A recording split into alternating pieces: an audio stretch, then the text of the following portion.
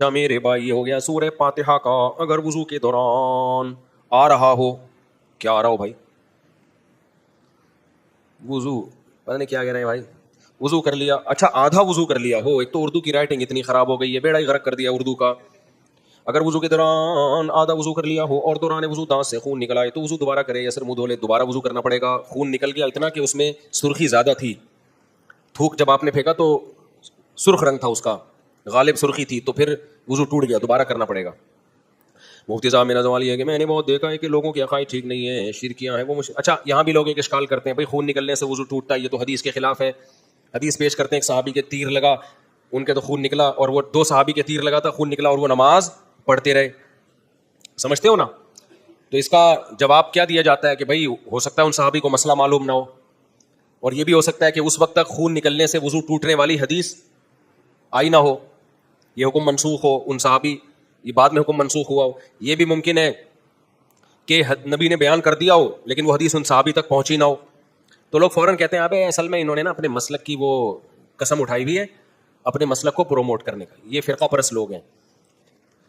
تو یہ خوب سمجھ لو، جو امام ابو حنیفہ کہتے ہیں نا خون نکلنے سے وضو ٹوٹتا ہے، وہ بھی حدیث ہی کی بیس پہ کہتے ہیں۔ آپ نے ایک حدیث سنی ہے تو فوراً فتویٰ لگا دیا، دوسری آپ نے سنی نہیں ہے۔ دوسری حدیث میں آتا ہے کہ انہا دم عرق، ایک صحابی آئی نبی صلی اللہ علیہ وسلم کے پاس کہ مجھے بلیڈنگ بہت زیادہ ہوتی ہے، تو کیا یہ حیض کا خون ہے؟ آپ نے فرمایا انہا دم عرق لیست بالحیضہ، یہ حیض نہیں ہے، رگ کا خون ہے، لہذا جب یہ نکلے گا تو فتوضئی، صرف وضو کرو، غسل نہ کرو۔ اس سے پتہ چلتا ہے رگ میں سے جب خون نکلتا ہے تو حدیث کے مطابق اس سے وضو لازم ہو جاتا ہے۔ یہ رگ سے وہ رگ مراد نہیں جس کو اردو میں رگ کہتے ہیں، کوئی بھی نس سے جب خون نکلے گا تو اسی طرح اسی سے ائمہ نے استدلال کیا ہے۔ یہ جو حدیث ہے جس میں آتا ہے کہ ان کے تیر لگا اور وہ نماز پڑھتے رہے ہیں، اس حدیث پر سب سے بڑا اشکال یہ ہوتا ہے کہ یہ کسی کے بھی مسلک پہ فٹ نہیں بیٹھتی،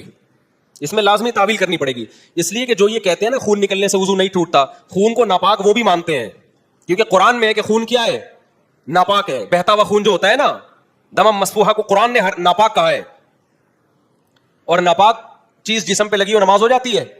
تو ہمارا سوال یہ ہے کہ جب ان صحابی کے خون نکلا وہ تو ناپاک تھا، وہ اتنی بڑی ناپاکی کپڑوں پہ لگی ان کے، ایسا تو نہیں نکلا ہوگا نا خون یوں کر کے گیا ہوگا اور ڈائریکٹ زمین پہ جسم پہ لگا ہی نہ ہو، تو ناپاک کپڑوں میں ان کی نماز کیسے ہو گئی؟ تو جو جواب آپ کا وہاں ہے وہی ہمارا یہاں ہے،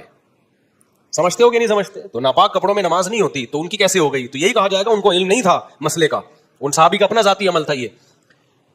یا وہ اپنے آپ کو معذور سمجھنے لگے ہوں گے کہ بھائی ہماری اتنی بلیڈنگ ہو رہی ہے کہ پورا ٹائم تک یہ بلیڈنگ ہی ہوگی، تو جب معذور ہوتا ہے اس کا وضو پھر خون نکلنے سے نہیں ٹوٹتا، جو اگر مسلسل نکلتا رہے خون نا، تو کچھ بھی اس میں کہا جا سکتا ہے، لیکن یہ حدیث اپنے ظاہر پر نہیں ہے، ورنہ خون کو پاک ماننا پڑے گا، اور یہ قرآن کے خلاف ہے۔ آج کل کے جو اسکالرز ہیں نا، ان بیچاروں نے حدیث کا ریفرنس دیکھ کے، ایک حدیث ان کے پاس ہوتی ہے، لوگ میں بار بار کہتا ہوں ان کے ریفرنسز سے متاثر ہوتے ہیں، انہوں نے پراپر وے میں علم حاصل نہیں کیا ہوتا،